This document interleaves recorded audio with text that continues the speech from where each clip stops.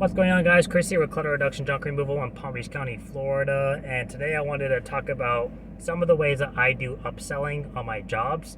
And I'll use some of my recent jobs as examples because all three of them were upsell related. And I wanted to kind of just touch base on how it's kind of beneficial in certain situations to do a little extra to guarantee money now versus later. Because something right now you're bound to get and then you have it. But if you wait until another day or next week or next month, there's a lot of things that can alter changes, and it may end up leading into not getting that job at all or not getting that extra income. So I'm going to go ahead and use some of my recent jobs as examples, and we'll get right into it.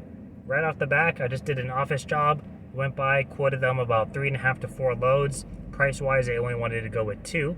So it was done later at night, so the dumps are all closed. My trailer can only handle 1 load. So I went ahead and got a truck, U-Haul.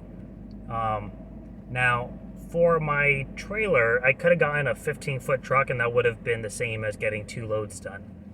So I went ahead and got a 26-foot truck. A little bit more expensive, a little worse on gas mileage, but it provides me with opportunity knowing that they already have more than 2 loads available.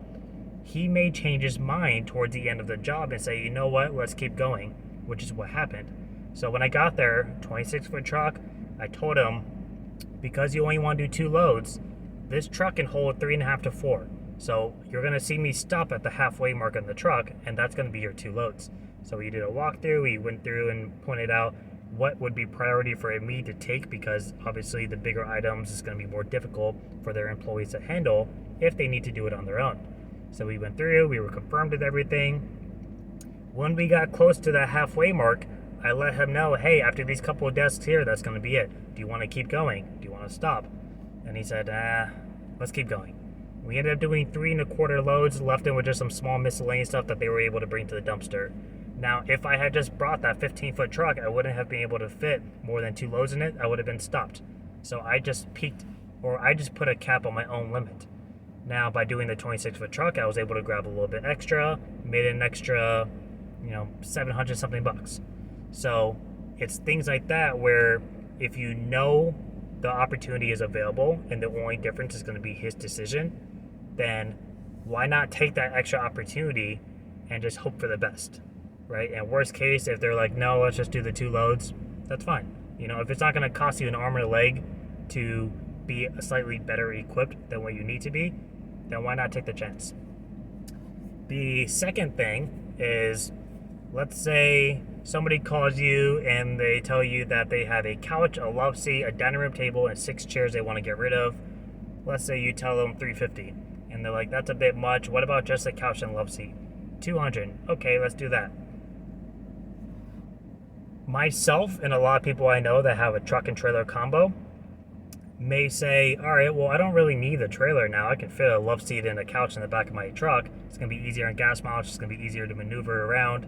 And, overall, it's just a little bit easier of operations for the day time-wise.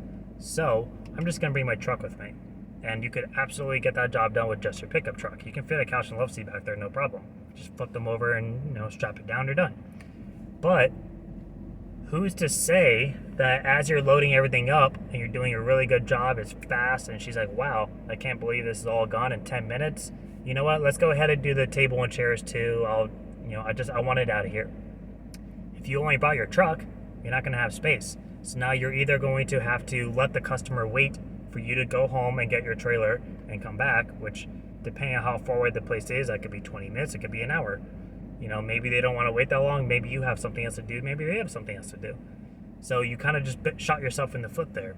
So if you had brought your truck and trailer knowing that there are other options and maybe they could change their mind in the process, if you had brought your trailer with you, you could have got it all and you would have secured the full $350. So in situations like that, you're going to have to kind of play it by ear and, kind of trial and error here. But if it's not going to hurt you time-wise, and it's not a situation where having your truck and trailer would have been that much more of an issue, then just bite the bullet and bring both, because you never know if she's going to change her mind and say, you know what, take everything. And then the third example, this is a little bit more common for most people, and this is something I used to do, but at JunkCon they talked about it and really kind of drilled it back into our heads, and that is to try to upsell on the job. So let's say, for example, that same person, right? They called and they had a couch and a love seat. Let's call it $200 to take it out. And while you're there, you get everything offloaded, and they're like, "Wow, that's so fast. That's great." Blah blah blah. You say, "Well, is there anything else you'd want me to take now? Because if I have to come back in the future, you're going to get hit with a minimum charge. So a single piece could cost you $100. But if you want to add something on right now, depending on the size, it would push you up to the next increment, which may only be a $30, $40, $50 difference." Now, what this does is not only maybe they already had something planned, but price-wise they were just, being conservative. They might say, "Yeah, go ahead and take this." But what it does for a lot of people is they'll sit there and ponder for a second and think, is there anything in the bedroom, anything in the garage, anything in the backyard that we kind of want to get rid of? They might be on the fence about it. Maybe they're thinking of keeping it, but they're not sure. You're already here. You're giving them a discount, basically. Maybe they say, "You know what? Yeah, let me go grab this piece." Now, you just solved a problem for them they didn't even realize they had, and you just secured a little bit extra money that you may have otherwise not gotten in the future. So you're kind of putting them on the spot, but you're also solving a solution for them, or solving a problem for them. So those are the three ways I do upsells.